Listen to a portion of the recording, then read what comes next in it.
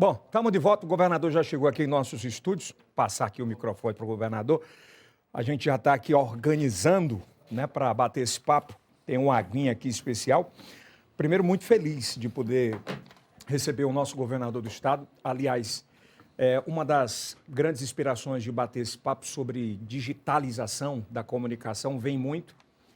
Desde quando o governador ele anunciou seu secretariado todo e quando ele anunciou pelo Twitter, já chamou muita atenção. Porque, historicamente, se colocava em coletivas de televisões para apresentar. E ele foi soltando um a um e foi mostrando cada passo e mostrando que ia ser muito digital. Primeiro, agradecer o senhor de ter vindo, disponibilizado um pouco do tempo para bater esse papo com uma audiência mais jovem, até 40, 45, que é que se chega nas plataformas. Sei que o senhor gosta de números, acho que é importante falar sobre isso.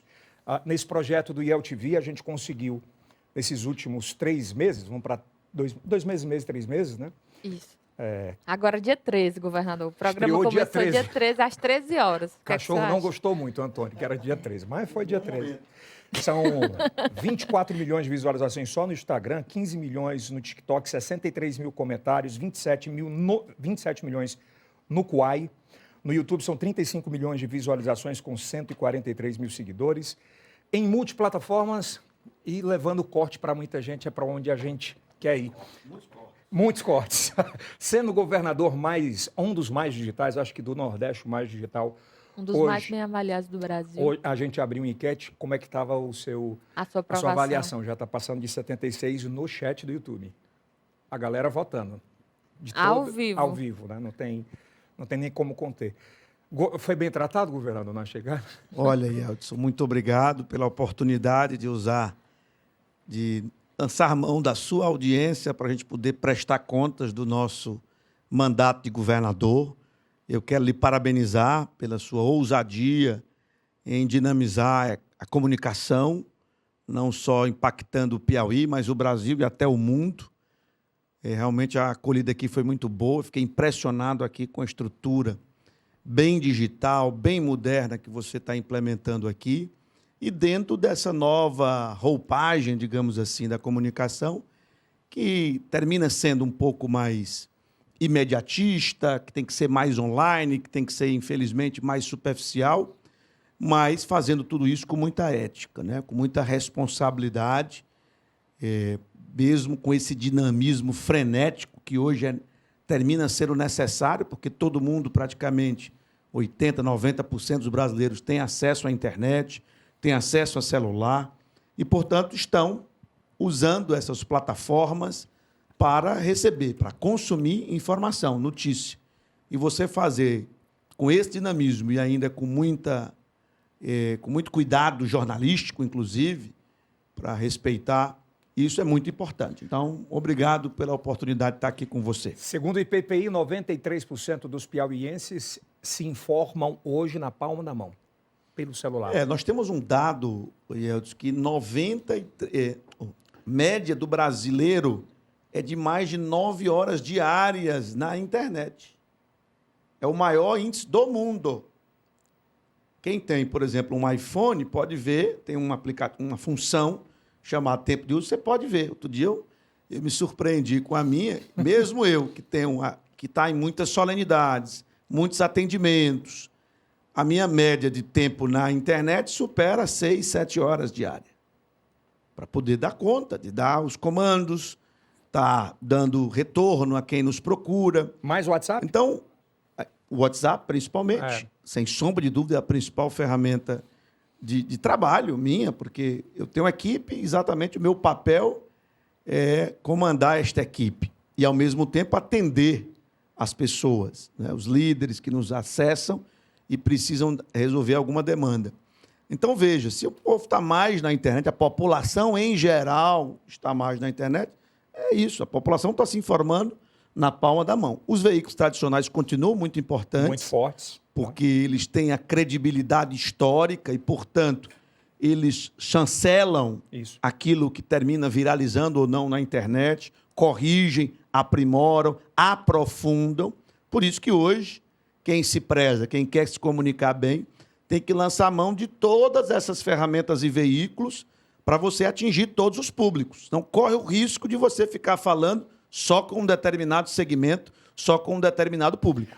O delegado Anchieta fala muito sobre isso. Quando ele via uma operação da polícia, seja no interior, mais interior, longínquo, pode não ter nada, mas tem um Wi-Fi e o celular lá para o cara acompanhar. Eu conto uma história, que eu tive num assentamento lá em Pedro II, a cerca de 20 quilômetros em estrada de chão de Pissarra, da sede de Pedro II, entregando equipamentos agrícolas. Aquela comunidade deveria ter cerca de 400 moradores, aproximadamente. Eu cheguei lá, tinha umas 100 pessoas para me receber e 95 estavam me filmando quando eu desci do carro para cumprimentar a população. Ou seja, todas aquelas pessoas, mesmo estando num assentamento, distante da sede, de um município médio, população média, do estado do Piauí, têm acesso e estava querendo mostrar a visita do governador para os seus amigos, os seus grupos de WhatsApp, as suas redes sociais, ali, em pleno interior, digamos assim, do estado do Piauí. Então, esse acesso da população à internet, ao smartphone, ele é quase que generalizado. Não é, nós ainda temos que ter muita preocupação com a inclusão digital, mas eu tenho, pelas pesquisas que nós fazemos e pelas minhas andanças, que é a que mais importa, que realmente mais de 80% da população do Piauí consome informação majoritariamente pelo celular. Na palma da mão, né? Só apresentar a nossa bancada para o senhor conhecer. Ali na a gente tem o Antônio, que tem um pseudônimo de cachorro.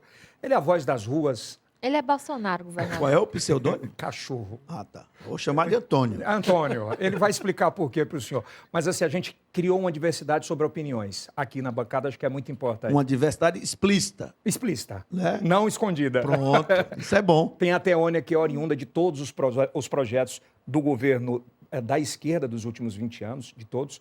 Professor Tony, que é um centro-direita clássico e muito respeitado. E o Rafael Tataia, que é um gênio das startups, uma das startups mais bem avaliadas hoje do nosso estado. E é sobre isso. Acho que estava na hora de a gente ter um espaço democrático como esse para poder conversar. Acho que é bem diferente por conta disso. Parabéns e cumprimento a todos, o Antônio, a Teônia, o Tony e o Rafael, meu xará. O Rafael, meu xará. Para a gente começar, acho que tem dois pilares muito importantes da sua gestão, que são dois pilares assim, que chamam muito a atenção. Não diferente dos outros, mas muito forte. Educação e segurança. E, por exemplo, nas últimas 48 horas, duas ações muito importantes, tanto na segurança quanto na educação. Na segurança tem sido um case nacionalmente conhecido e tem um resolvidor de problemas chamado Chico Lucas, e ele foi lá, porque definitivamente a segurança, quando o senhor assumiu a gestão, era uma das partes mais agudas do governo e tinha que ser resolvido, né? E você tem um outro mestre muito forte na educação, que é o Bandeira, o Washington Bandeira, que também tem dado muito resultado, inclusive o senhor vem de uma solenidade. São só essas duas importantes pautas, só atingiu quase 80% de metas já com 2 anos. O que é que o senhor pretende daqui para frente? Ainda tem gás para fazer mais? Olha, na verdade, Eldson, nós temos outras áreas no mesmo nível de prioridade. Eu não posso deixar de registrar todo o nosso esforço para melhorar a saúde pública e temos programas que estão revolucionando o Brasil também. Que é o Piauí Saúde Digital, a gente pode falar um pouco sobre isso aqui no seu programa. A parte da infraestrutura, também considero no mesmo nível de prioridade, porque o desenvolvimento econômico, o grande sonho nosso é mudar o patamar de desenvolvimento do estado do Piauí. Não se faz isso sem agregação de valor, sem indústria, sem a gente pegar o capital humano que nós temos aqui, eu acho que é uma vantagem comparativa que nós temos, o povo daqui gosta de estudar. É verdade. Agora, não é muitas vezes direcionado para o setor produtivo e combinando também com o potencial natural. Então, para você ter essa agregação de valor, essa verdadeira industrialização, e nós estamos falando de indústria 4.0, uma indústria, eu não preciso passar pelas revoluções industriais anteriores. Eu posso já entrar com o esforço governamental e da sociedade logo no patamar atual da industrialização. A partir de quê? Infraestrutura, qualificação do povo, formação para essa área tecnológica, ambiente de negócios, um ambiente desburocratizado. e, claro, difusão do potencial do Piauí, fora e dentro do Brasil. É por isso que eu tenho feito várias missões empresariais para dizer, olha, no Piauí aqui nós temos um potencial na agroindústria, semelhante ao que aconteceu ao Mato Grosso e ao Goiás 30 anos atrás. Olha, nós temos um potencial na indústria verde. Nós já somos o terceiro maior produtor de energia eólica e solar. Quem é que sabe disso, se a gente não disser? Então, é por isso que eu coloco a infraestrutura casada com o desenvolvimento econômico também como uma área muitíssimo prioritária. Então, saúde, educação e segurança, claro, é nossa obrigação, nosso dever. Claro que isso é dividido com os entes municipais e o ente federal. E o desenvolvimento econômico a partir da infraestrutura. Não é à toa que a gente está com a melhor malha rodoviária do Norte-Nordeste, não dita por mim, mas pela Confederação Nacional dos Transportes. É ela que afere e divulga um ranking anual. E um tapete, né? Um tapete em todas as direções. Pouquíssimos trechos ainda muito ruins, como era o caso de Uruçuí e Antônio Almeida, que a gente já deu a ordem de serviço para recomeçar. Então, eu colocaria essas áreas, sim, como prioritárias. Claro que a gente não quer esquecer nenhuma área, tanto que essas 170 metas de governo que nós temos envolvem todas as áreas, cultura, esporte, turismo, agricultura, que entra dentro desse eixo de geração de trabalho, emprego e renda, todas as regularização fundiária e alguns eixos transversais que têm virado realmente uma marca do Piauí, como a transformação digital, que ela está presente na segurança, com casos de sucesso nacional, na educação, com casos de sucesso nacional, na saúde, do mesmo jeito. O Piauí será o estado mais digital ao final da sua gestão do Brasil? Ele já é. Eu posso afirmar isso com tranquilidade, porque existe um indicador, que é o da ABEP-TIC, então as associações de empresas de tecnologia dos estados brasileiros, já colocou o Piauí na 3ª posição no ano passado. Foi o maior salto. Saímos de 23º para 3º em 12 meses. E o que aconteceu nesses próximos 12 meses, nesses 12 meses subsequentes, chegando até agora, sem sombra de dúvida, nós estamos na 1ª posição, porque é realmente uma premissa básica. Eu acredito que, para a gente dar conta dos direitos que estão lá expostos na Constituição de 88, que foi uma conquista do povo brasileiro, mas que não apontou de onde viria o recurso para atender saúde universal, educação universal, todos aqueles direitos que estão lá consagrados na Constituição, com a carga tributária que nós temos hoje e que já é alta para o padrão de países emergentes. Mas se você pensa em países escandinavos, só tem uma maneira da gente conseguir atingir isso. Muita tecnologia, inovação, fazer mais com menos a partir da inovação. Por isso que transformação digital, governo digital, economia digital são prioridades absolutas da nossa gestão. Antes de para a bancada, essa semana foi assinada uma ação importante que traz uma revolução no litoral piauiense, com a geração de 3 mil empregos diretos em relação ao hidrogênio verde tão falado. E eu tenho informação de bastidores que, por muito pouco, o Piauí perdeu esse investimento. O senhor conseguiu ir na Espanha, eu lembro que tem um vídeo de Paeja, que o senhor acaba batendo um papo, e ali, de fato, o senhor conseguiu convencer ao investidor vir. Essas visitas, essas viagens ao exterior, é muito nesse propósito, porque não dá para mandar um e-mail e dizer que aqui dá para investir, mas dá para ir lá e dizer assim, aqui nós somos o estado com maior potencial energético do país? Olha, sem dúvida, nós, enquanto governo, enquanto sociedade, divulgarmos o potencial do Piauí é fundamental para a gente conseguir industrializar esse estado. E, como eu disse, é com indústria, é com agregação de valor que a gente muda o patamar de desenvolvimento do nosso território, do nosso povo, da nossa gente.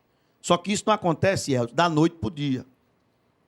Investimentos estruturantes, sejam eles de logística, de parques industriais, de indústrias propriamente, de porto, eles são projetos que são construídos em alguns anos. E o que nós estamos fazendo no Piauí é na velocidade maior do que já se viu em qualquer projeto sendo estruturado de grande porte em qualquer lugar do mundo. A velocidade com que nós estamos conseguindo alcançar esses resultados. Então, eu cito aqui, além da parte da indústria verde, e o hidrogênio é um capítulo fundamental, eu cito, por exemplo, uma área que o Piauí já está notabilizado, que é a produção de grãos, lá no Cerrado, e agora está vivendo a fase da agroindústria. Ou seja, a produção de grãos já gera benefícios econômicos e sociais? Gera.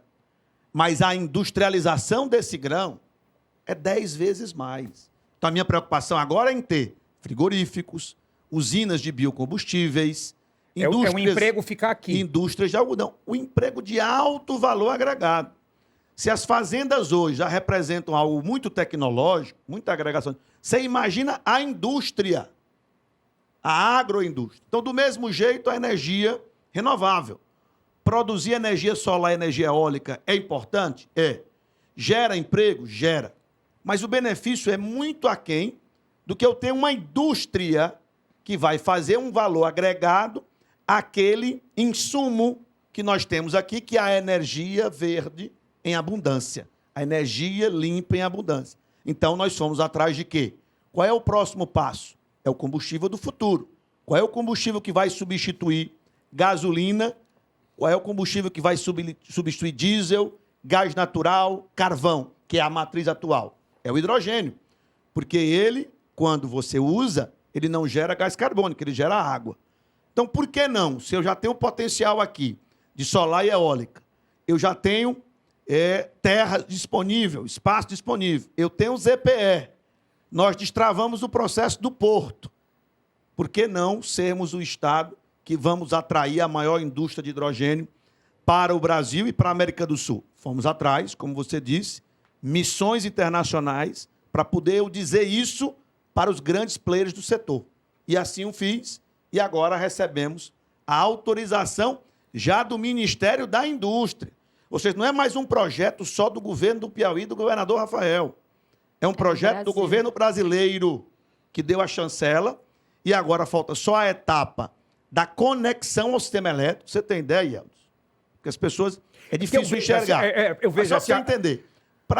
Essa indústria, só ela, sozinha, ela vai consumir mais energia elétrica do que o estado do Piauí inteiro hoje. Só ela? Só ela, sozinha. Então, não é um projeto simples, é complexo. O próprio operador do sistema elétrico ele tem que fazer contas para saber se aquela subestação vai dar conta. Vai suportar. Se aquela linha de transmissão que chega lá na subestação de Parnaíba vai dar conta. E isso nós estamos muito próximo de ter essa última autorização para a indústria começar a ser Só tem data construída. Sobre isso, governador? Não, eu acredito que Tem em uma poucas previsão. semanas, 30, 60 dias, nós teremos esse último parecer. Até porque foi objeto Muito rápido da minha reunião com o presidente Lula. E ele, claro, determinou a solução mais rápida possível dessa questão. Quando o senhor vê, eu acho muito sobre ignorância isso, de falar de se não vai ter hidrogênio verde, se é promessa para 20 anos, o porto não vai funcionar. O que é que vem à sua cabeça, governador? Olha, o porto, eu até entendo as pessoas que são céticas, não acreditam, alguns, infelizmente, ainda torcem contra. É um sonho, Yeltsin, de 110 anos do povo do Piauí. O primeiro projeto do Porto da Amarração, é da Marinha do Brasil, de 1910. Não é de Estado. Pra você ter uma ideia. É nacional, né? Então, a própria Marinha já considera que ali é um ponto viável. Mas tudo bem. Veio o Alberto Silva, década de 70, faz a semiconstrução do porto. E aí, passam-se esse tempo, vários problemas, não queremos aqui apontar responsáveis, pelo contrário, muita gente lutou, mas terminou que isso foi caindo num descrédito e ninguém mais ousou mexer nisso. E a gente ficando com o estereótipo, o estigma de que não é possível, não dá, Piauí não dá certo. E a gente teimou. Não é? Eu fui eleito governador pelo povo e com a missão de transformar esse estado. O ex-governador Wellington já mudou o patamar do Piauí de um estado extremamente miserável, com muita miséria, para um estado que tem a população já com a vida relativamente digna. Verdade, governador. Mas ainda temos que dar esse passo para industrializar o estado e tornar realmente um lugar desenvolvido, como outros estados da Federação do Brasil têm o patamar de estado de desenvolvimento. E, portanto, o porto é um elemento logístico de extrema importância, ainda mais para um estado que tem vocação, Yeltsin, para exportação. O estado do Piauí já exporta grãos através do porto de São Luís, já exporta ferro pelo porto do Pecém, no Ceará. Então, eu tenho carga. O que viabiliza porto é carga. A solução de engenharia, ela é uma consequência, e com a tecnologia de hoje tudo se resolve. Bom, o que fizemos? no primeiro ano de governo, vamos acabar com o primeiro mito que tem em relação ao porto, que ele não tem calado, que ele não tem profundidade. Fizemos uma dragagem em 6 meses que aumentou o calado lá para 9 metros. É suficiente para embarcações do tipo Panamax? Não, é 14. Ora, mas quem faz de 3 para 9, faz de 9 para 14. Então, é um passo que foi dado. O outro passo, toda a retroárea do porto regularizada. Os grandes problemas dos portos brasileiros hoje é regularização de área. É verdade. Hoje nós temos uma retroárea toda regularizada, com as licenças, com tudo. Segurança jurídica perfeita. Terceiro passo, a parte administrativa já está funcionando lá. Você que gosta muito de Parnaíba, de Luiz Correia, pode visitar lá. A área administrativa funcionando lá, todo o corpo técnico. Quarto passo, o primeiro berço de atracação. Está lá pronto, vamos inaugurar agora. 150 metros. Já está pronto. Quinto passo, licitar as áreas da retroárea. Área para o terminal pesqueiro. Quando a gente começou a falar, eu só falava em terminal pesqueiro, para exatamente não assustar os incrédulos. Começamos só como um terminal pesqueiro, que é a vocação já econômica da região. Mas não, nós licitamos. Quem vai ocupar a parte pesqueira, a parte de containers, a parte de minério de ferro, a parte de grãos ainda vai ser licitada, a parte de derivados de hidrogênio, a parte de derivados de petróleo. Hoje o Piauí consome gasolina e diesel vindo lá de Itaqui, em São Luís. Vai vir agora no Porto do Piauí, lá em Luiz Correia. A gasolina e o diesel.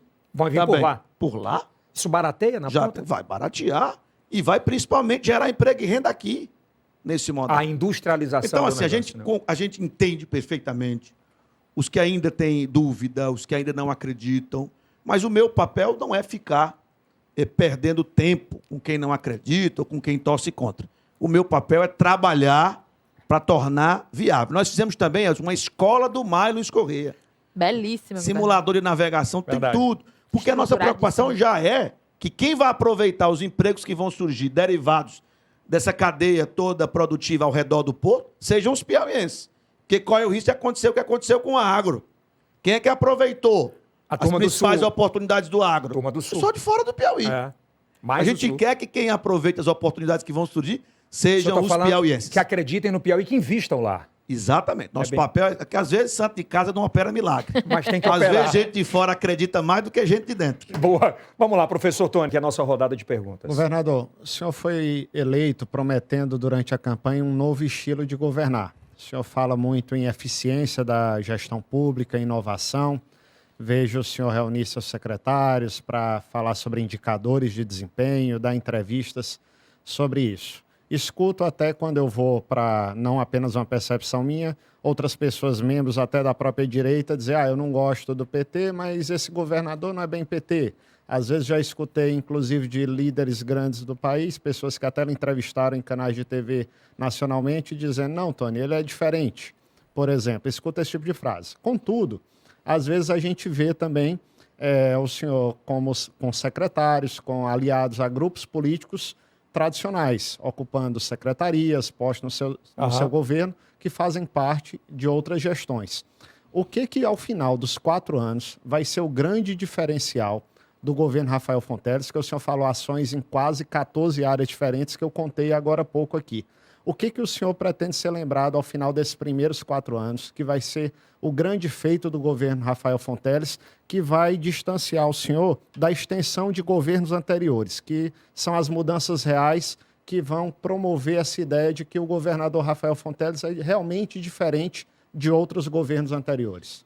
Olha, primeiro eu quero dizer, Tony, que eu sou do Partido dos Trabalhadores com muito orgulho. Meu pai foi um dos fundadores, eu servi a gestão do Wellington, e acredito que o próprio Partido dos Trabalhadores é capaz de se renovar.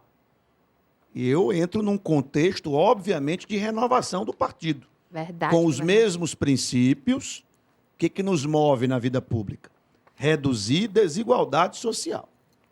Nós não podemos deixar de nos indignarmos em estarmos num país rico e que é, ao mesmo tempo, o país mais desigual do planeta Terra, em que 1% da população tem 50% da riqueza. A gente olha para a Índia e acha que lá é mais desigual. Não. Lá ainda tem castas, inclusive. Mas lá é menos desigual do que o Brasil. Na Índia? Na Índia. A Índia é 42%. O Brasil é 48%. 1% da população tem 48% da riqueza. Então, esse é o princípio basilar.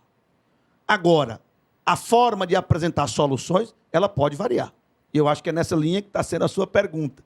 Que soluções diferentes nós estamos propondo, né, para dar esse novo salto de desenvolvimento?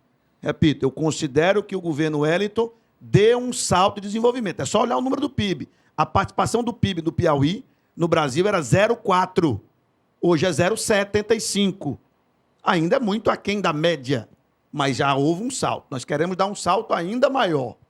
E para isso, claro, mundo é diferente, relações de trabalho é diferente, a própria visão de desenvolvimento ela vai sendo aperfeiçoada. Agora, é claro, no partido você tem muita heterogeneidade. Tem pessoas mais à esquerda do espectro político, pessoas mais ao centro. Né? Eu estou mais nessa linha, mais ao centro, centro-esquerda, do pensamento econômico. E com relação ao que eu acho que a gente está fazendo de transformação, e que vai ser muito perceptível ao final dos 4 anos, eu realmente destaco essas 4 áreas que eu citei.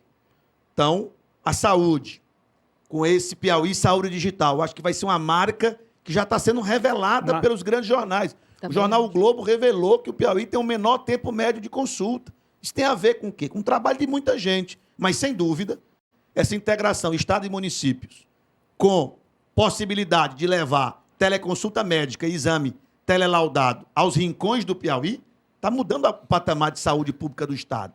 Segurança. Nossa base são os indicadores de violência. Em 2 anos, você reduzir a metade o roubo de celular, que é o que mais atinge a população. E ser copiado por quase todo o Brasil. E 22 estados já copiando. Os governadores indo lá entregar o celular com o mesmo produto feito aqui pelo Piauí há 1 ano e meio atrás.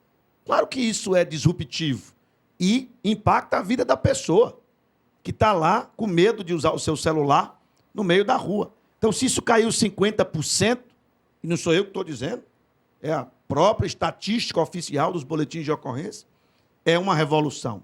Na área da educação, sem sombra de dúvidas, a escola de tempo integral universalizada, com todas elas com educação profissional e técnica. Isso, Tony, é disruptivo. Você imagina hoje todo garoto e toda garota de 15 anos de idade no Piauí entra na escola pública no ensino médio e já fica 9 horas na escola. Já agora. Qualquer cidade. Cite qualquer cidade da 224. Assunção do Piauí, Cristalândia do Piauí, Tanque do Piauí, qualquer uma. Se ela entrou no ensino médio, ela fica 9 horas na escola e começa já no primeiro ano a ter um curso técnico. Imagina essa leva de piauienses que vai sair daqui a 3 anos, tendo ficado 3 anos na escola, 9 horas por dia na escola, tendo acesso a mais aulas de matemática, de português, de ciências, de história, tendo o curso profissional técnico com a carga horária de 800 horas no mínimo, até 1.200. Que cursos são esses, Eldes? Desenvolvimento de sistemas, programação de jogos, marketing digital, energias renováveis, são turismo, as novas profissões. Sustentabilidade ambiental, o que está em voga no momento. Eu tenho que preparar eles para agrotécnica, que a agricultura vai ser sempre permanente, mas com viés tecnológico, não aquela agricultura do passado. Então, também é uma revolução, é disruptivo. E a infraestrutura? A infraestrutura logística, sem sombra de dúvidas. Eu acho que não vai ficar realmente uma marca do nosso governo, tanto a questão das rodovias, como o início dessa operação desses novos modais. Teônia, por gentileza, a musa da esquerda. Eu ia ficar por fim, mas ok. Governador, ontem aconteceu algo que eu lembrei muito das reuniões do plano de governo, né? Tratando aqui para a perspectiva do Rafael, do Partido dos Trabalhadores. E ontem eu bati a meta de 10 mil seguidores e teve uma frase sua que veio à minha mente sobre a dificuldade que a esquerda tem de crescer na internet, né? Porque a direita cresce com a mentira e a gente cresce com a verdade. Então, isso cria um mundo muito complexo nas redes sociais, desde os idosos até os jovens. Você continua concordando com essa sua afirmativa ou você acha que o cenário já mudou, governador? Olha, eu acho que, sem dúvida, a direita utiliza mais e de maneira mais eficiente a comunicação nas mídias digitais.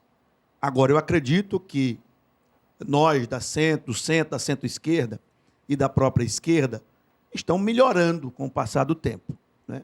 Aprendendo essa nova dinâmica, que ela é muito mais frenética, ela é muito mais, infelizmente, superficial e que, portanto, nós temos que ser capazes de passar as nossas mensagens, os nossos valores, aquilo que é caro para nós, nessa nova dinâmica, como já o fizemos no passado. Então, a esquerda ela já foi mais vanguardista em termos de comunicação lá atrás.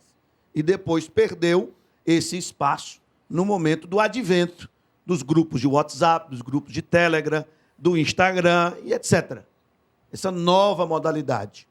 E, portanto, é uma reflexão que temos que fazer. Eu, particularmente, tenho me esforçado bastante para fazer um governo, meu papel, de maneira comunicativa, tanto no modo tradicional, como no modo das novas mídias digitais. Ele chega, cadê a TV, Rafa? O celular. Para você poder atingir todos os públicos. Isso. Porque hoje o que eu vejo é uma segmentação da comunicação.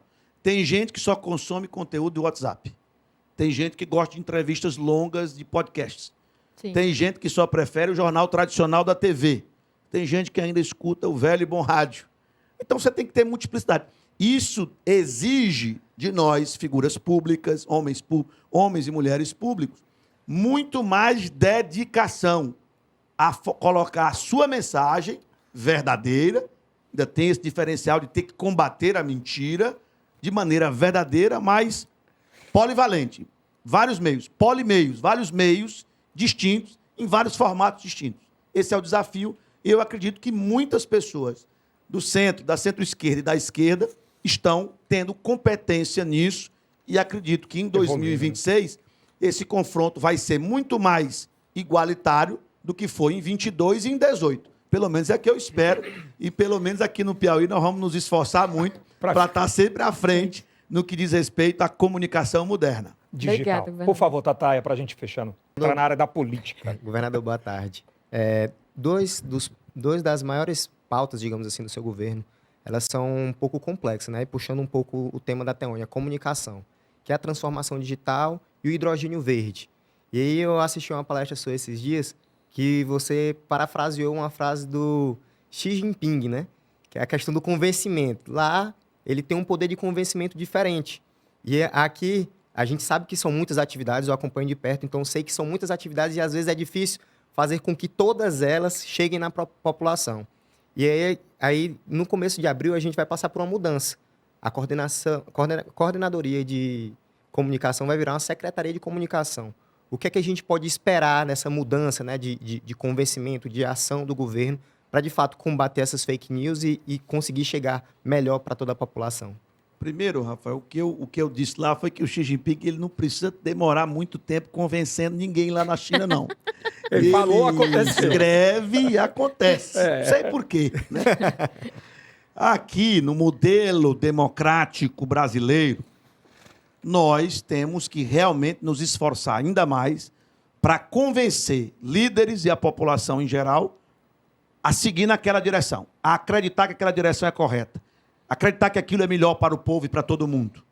E enfrentando no meio disso vários interesses específicos, corporativistas, de grupos de privilegiados que tentam usar-se do Estado para manter seus privilégios. Estou falando aqui de maneira bem genérica, mas é o contexto da democracia que termina resultando numa dedicação muito maior a isso. E, portanto, comunicação passa a ser algo muito importante.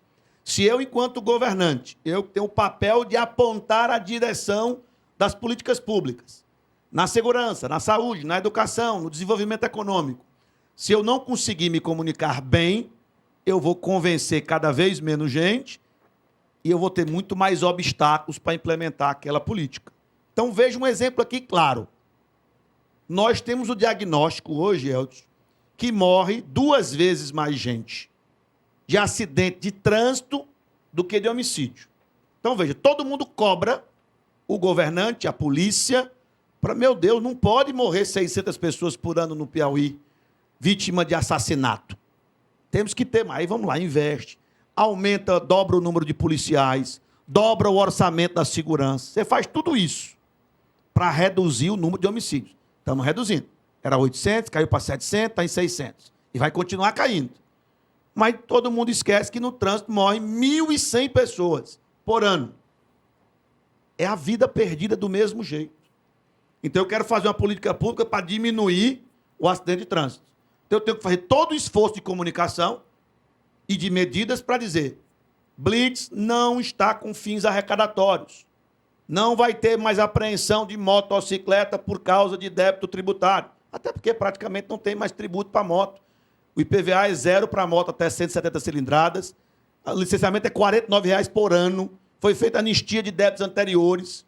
Então o objetivo claramente não é arrecadatório. Mas se eu não me comunicar bem, alguém vai plantar essa semente de que o objetivo é arrecadatório e aquela política pública tão importante para salvar vidas vai por água abaixo. Então nós temos que ter um esforço para comunicarmos bem as medidas que nós tomamos para convencer a maioria da população e dos líderes de que aquela medida é boa para o povo, ela é eficiente, ela vai economizar recurso público, ela vai salvar vidas, ela vai possibilitar melhor qualidade de vida para a população. Fora a liberação dos leitos que são ocupados, né? Portanto, o Marcelo ir para a Secretaria de Comunicação, o Mussolini continuar nesse ambiente da comunicação na Agência Piauiense de Notícias, que vai ser o novo papel da Antares, nós vamos fortalecer essa multiplicidade de formas de comunicar a população para atingir mais público, impactar, melhor dizendo, mais públicos, de forma mais veloz, de forma mais criativa, de forma mais impactante.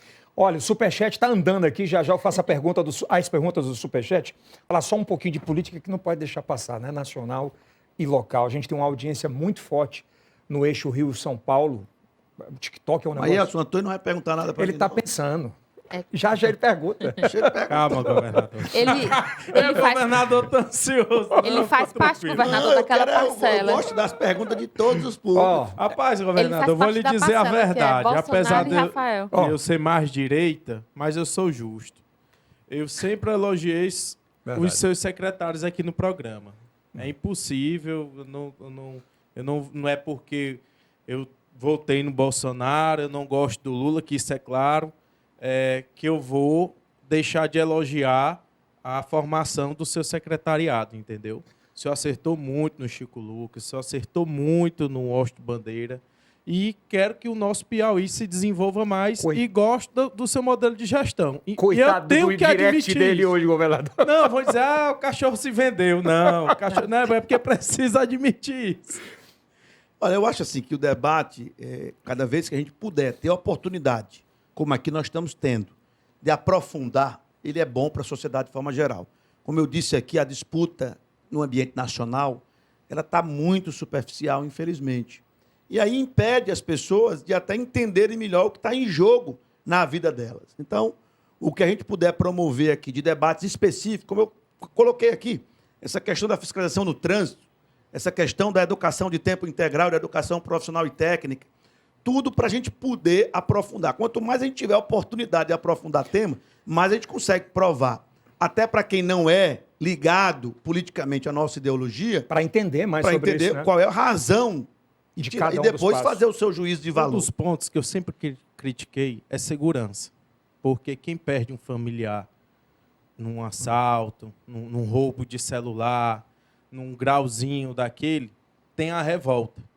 E eu estou vendo medidas sendo tomadas Hoje sobre teve a isso. operação, né? Quando o Em senhor campanha. falou que reduziu 50% do roubo de celular, isso não reduz apenas só o roubo do celular, mas reduz um homicídio, reduz um tiro ali que vitimiza... Então, uso de drogas mesmo, A né? venda e compra de aparelhos roubados. Um tiro para deixar a mercado pessoa ilegal. paraplégica. Celular era a maior moeda de troca na boca de fumo. Ali na Praça da Bandeira, Yeltsin. E veja, Antônio, isso foi feito com tecnologia made in Piauí. Foram mentes piauienses, lideradas pelo secretário Chico Lucas, que gerou uma solução sem dar nenhum tiro. Sem dar nenhum tiro, eu devolvi 10 mil aparelhos celulares. E reduzi o roubo em 50%. É por isso que eu digo, a gente tem que acreditar na capacidade do piauiense de inovar em qualquer área. Nós vamos lançar em breve, vou até dar um spoiler aqui. Exclusivo? Posso? Exclusivo, por gentileza. Nós vamos lançar em breve o Piauí GovTech. O que é isso? é o ambiente de inovação do governo do Piauí. Que nós já temos cases de sucesso na segurança, na saúde, e nós teremos lá a possibilidade de gerar soluções de governo com academia, com startups, com servidores públicos, todo mundo junto, no mesmo ambiente, correspondendo, ou respondendo, melhor dizendo, a desafios que os nossos secretários tenham na gestão pública. Então, por exemplo, redução de acidente de trânsito. Esse é um desafio que eu já fiz várias reuniões com a minha equipe e eu quero soluções que sejam mais efetivas, como a que tivemos no relacionado ao roubo de celular. E assim sucessivamente. Então, Piauí GovTech, ambiente de inovação de governo do estado do Piauí, vai ser inaugurado. Governador, mas esse spoiler que você trouxe agora, ele é exclusivo do Piauí ou isso pode ser vendido para o Brasil? Não, veja, no caso não é uma solução, é um ambiente de inovação. Compreendi. Nós vamos normatizar e normalizar o processo de inovação dentro de governo. Porque como é que surgiu a história do projeto de recuperação de celulares? O secretário Chico Lucas estava diante da problemática, identificou que era o problema que mais impactava, pelo menos em número de vítimas. Claro que o problema mais grave é o homicídio. Sim. E está diminuindo também. Mas o que atinge o maior número de vítimas era o roubo de celular. Opa, vamos nos dedicar a ele. Juntou-se com gente da academia, juntou-se com gente de startups, gerou aquela solução, que basicamente consiste em pegar os e-mails que estão nos BOs, mandar para o juiz determinar que as operadoras digam se aqueles e-mails, aqueles celulares, estão sendo usados por alguma linha telefônica, da Claro, da Oi, da Vivo. Elas respondem, porque é uma intimação judicial, trata os dados e manda mensagem para todo mundo que está com essa linha. Devolva o celular, senão você vai responder um processo criminal. 60% devolve espontaneamente. Não Aí passa, você não. vê com esse tanto de gente tratando de segurança no mundo inteiro, no Brasil inteiro, nas polícias inteiras. Ninguém teve essa ideia antes. O piauiense teve. Você vê o Aqui. que é inovação. Foi aquele rapaz, né, Inovação é pensar fora da caixa. Então, esse ambiente de inovação, Piauí GovTech, é para que a gente possa pensar fora da caixa. Soluções possam vir de gente que está de fora do sistema, daquela operação comum que se tornou comum e pensar em novas formas de fazer. Vamos falar de política, saindo de Inácio, vou chegar aqui no local. Prepara uma aguinha a mais aqui para o governador.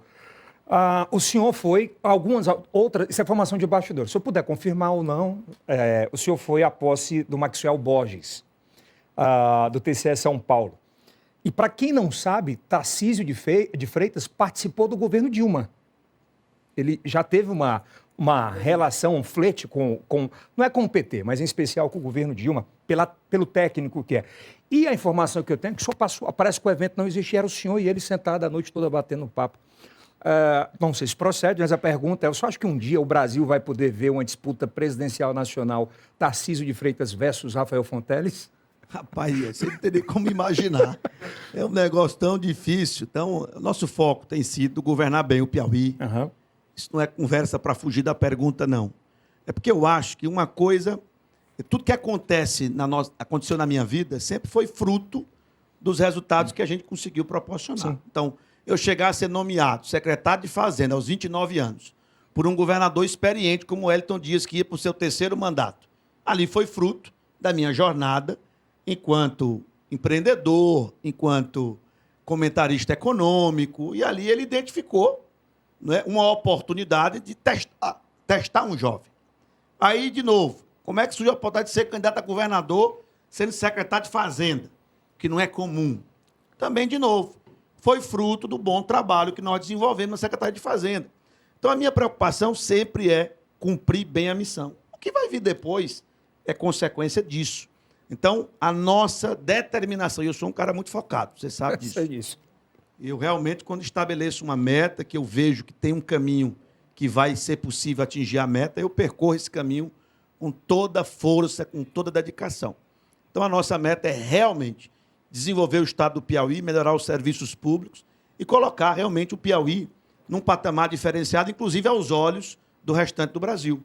E é isso que começa a acontecer. Você imagina onde é que se viu o Piauí, uma ação do Piauí, ser objeto de notícias em jornais nacionais 20, 30 vezes. 30 vezes. Virou lugar comum. Nós temos ações do Piauí em mídia nacional, em várias TVs diferentes, em vários jornais diferentes. Resultado do quê? De um bom governo, de uma equipe que realmente se dedica, que está antenada, que está nessa mesma vibe, de acreditar na capacidade do povo piauiense, de acreditar no nosso Estado, no nosso potencial, de que aquelas verdades que contaram aos nossos pais, aos nossos avós, de que aqui não poderia prosperar, de que aqui isso não é verdade, que a gente pode teimar e realmente mostrar que a gente consegue fazer grandes coisas, atingir grandes metas, grandes feitos para servir de exemplo para o Brasil. E é isso que está acontecendo em várias áreas, Yeltsin. Você imagina o que é o Estado do Amazonas contratar a ETIP, ou seja, o governo do Piauí, para implantar lá o Amazonas Saúde Digital. Já está lá implantado. Quem está fazendo? A empresa do Piauí, a ETIP, a empresa pública do Piauí. Então, isso é que eu quero dizer, isso é que nos enche de orgulho. Então, cada vez mais eu estou me dedicando a isso. Ainda temos aí 21 meses de governo e quero realmente, nesses 21 meses, fazer mais do que o que a gente fez nos 27. Mas o senhor conversou o quê com o Tarcísio? Falamos de muita... Mas é verdade? Você estava lá batendo papo a noite toda? O Tarcísio, ele tem um perfil, do ponto de vista de história política, semelhante no sentido de que ele era ocupante de cargos técnicos e virou governador. Mas, obviamente, que o pensamento dele se alinha muito mais, o pensamento, sobretudo, econômico e relacionado a costumes, ao pensamento da direita. Ele é ligado intimamente ao Bolsonaro e eu sou ligado intimamente ao Lula. Não quer dizer que não hajam pontos de convergência na nossa atuação, né? Então, é isso que a gente tem que tentar construir. No meio desse mundo e desse país muito polarizado, a gente tem que começar a ver algumas coisas que é importante que os dois lados defendam. E, portanto, é nesse diálogo que a gente consegue prosperar. Então, nós conversamos nesse momento, em outras vezes, sobre temas tributários, sobre temas relacionados à segurança, sobre temas relacionados a desenvolvimento econômico, e convergimos em alguns pontos e divergimos em outros pontos. Seriam bons nomes, né? Governador, que para as chapas de deputado estadual e deputado federal, o governo tem apenas duas chapas, por exemplo, a chapa do PT, e para estadual, com a fusão cruzada MDB e PSD, tem apenas a chapa do MDB, e para federal, a chapa do PSD. Isso realmente vai acontecer? Ou o governo vai ter outras chapas para deputado federal e estadual além dessas? O senhor não está se envolvendo nisso? Como é que está essa situação? Olha, a definição de tudo isso, Tony, é no ano que vem que a gente vai realmente se dedicar. É claro que os partidos já estão em plena movimentação, vocês sabem, vocês cobrem essas notícias, mas do ponto de vista que, em tese, e eu já disse isso para os líderes, do ponto de vista, inclusive, matemático, a melhor chance de êxito dessas chapas proporcionais é que elas sejam chapas em pouco número. Então, nós defendemos claramente, em função da nossa própria governabilidade, que PT, MDB e PSD protagonizem essas chapas. Então, isso é o que nós achamos que é o mais prudente para termos um melhor resultado no ano que vem. Mas essas definições só vão realmente ser tomadas coletivamente no ano que vem. Mas o que eu defendo, em tese, em teoria, é exatamente isso. Já tenho manifestado essa opinião publicamente e também para os líderes. Governador, eu sei que tem muita gente que quer perguntar isso para o senhor, mas eu vou fazer questão de perguntar, André. Muito se fala sobre ou uma chapa pura ou não para a eleição de 26, né? Se falam em alguns nomes, falam como o secretário de Segurança, Chico Lucas, o secretário de Educação, Washington Bandeira, até no Noleto eu ouvi falar. Mas, historicamente, nessa composição, se não for chapa pura, nas últimas, a gente tem players do MDB. E tem o deputado Severo, que hoje é o presidente. O senhor, de fato, já tem, não sei, obviamente o senhor não vai poder falar nomes, mas o senhor já tem na cabeça muito desenhado quem será o seu vice ou ainda não? Só estão falando desses 3 nomes, viado. Até agora que eu saiba... Eu já ouvi falar de uns 20. Mas deixa eu dizer para você. Porque muita gente chega para os 3 mais fortes são esses. A única coisa que está definida é que esses partidos que dão sustentação à base são fundamentais para a governabilidade. PT, MDB e PSD. Claro que tem vários outros partidos que são importantes, tem o apoio, tem todo o zelo do nosso governo para com esses partidos, mas do ponto de vista prático, nós temos que ter esses 3 partidos unidos na eleição e também na chapa majoritária. É o normal, é o que é recomendável. Então, é a única, digamos assim, tendência que eu posso realmente dizer que está definida. Agora, nomes, a formulação disso, realmente vai ficar para julho do ano que vem. Nem Senado? Olha, naturalmente, se eu estou dizendo que MDB e PSD e PT irão compor, começam a surgir nomes. Quem seria o nome do MDB para o Senado? O nome que eu tenho escutado de todos eles, Marcelo Castro. Quem seria o nome do PSD para o Senado? O nome Júlio que eu Sérgio. tenho escutado de todos eles, Júlio Sérgio. Mas isso não está, obviamente, definido, porque só se define na convenção. Agora, é natural que os partidos comecem a fazer os seus encaminhamentos. Agora, eu não vou decidir isso agora e muito menos decidir sozinho. Isso é uma construção coletiva. É problema alguém da base governista votar em Ciro Nogueira para Senado? Olha, eu acho que cada vez mais a gente tem que ter lado. O que a gente defende é que as pessoas estejam do mesmo lado. Deputado estadual, deputado federal, Senado, governo, presidente. Porque nós estamos discutindo exatamente visões de mundo. É claro que pode ter situações específicas que isso é incompatível. Mas a regra geral é estar todo mundo do mesmo lado. A gente fecha com o Superchat. Pagou quanto aí o Superchat? Um deles? R$ 27,90. R$ 27,90. Isvi Macedo, governador. Meu governador. O que é Superchat? Não, É porque no votação? chat ela pode pagar para fazer a pergunta para o senhor. Pagaram para ele fazer uma YouTube. pergunta. No YouTube. O chat do YouTube. Pagou daqui, ó. Isvi Macedo pagou R$ 27,90 para lhe fazer a seguinte pergunta. É muita vendo como eu pergunta. estou desconectado aí em algumas coisas. Meu governador, parabéns pela gestão histórica. É para os caras colocar mil conto aí. Qual a sua visão sobre a proteção aos empregos frente aos avanços das IAs? Essa é uma pergunta de $1 trilhão.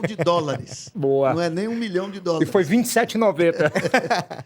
Mas eu quero dizer que isso é um grande desafio. E é por isso que eu tenho uma preocupação muito grande do Brasil não ficar para trás nessa corrida. Porque pior do que você ter a IA entrando no seu país é você não estar dominando essa tecnologia. O mal é maior. Se a gente ficar refém de instrumentos estrangeiros, 100% refém, a mazela vai ser pior. Eu sou um defensor da IA, defendo a formação em massa dos servidores públicos, dos estudantes em inteligência artificial, porque eu acho que ela é uma tendência inexorável. Ela vai aumentar a produtividade em todas as áreas do conhecimento, em todas as profissões. Então, como é que você não vai lançar a mão? Você já imaginou? Se a IA ajudar a ter um diagnóstico médico preciso, quem é que não vai querer usar a IA para ter um diagnóstico médico preciso para a sua doença? Todo mundo vai querer usar. Se eu sou uma pessoa que está com uma ação na justiça e eu posso ter a IA ajudando a construir uma peça jurídica melhor para aquele tribunal decidir. Vem a IA. Eu não vou usar a IA? Vai. Se eu quero ensinar uma turma de 40 alunos, eu sei que a turma de 40 alunos tem meninos que estão aprendendo mais, outros que estão aprendendo menos, eu quero fazer um ensino personalizado. Eu não vou usar a IA para ajudar a ter um ensino personalizado. O jornalismo, de forma geral. A turma de jornalismo hoje usa o ChatGPT, usa a Piauí. Então, veja, ela é inexorável. A dúvida é quem vai estar na vanguarda, na linha de frente, no comando dessa tecnologia.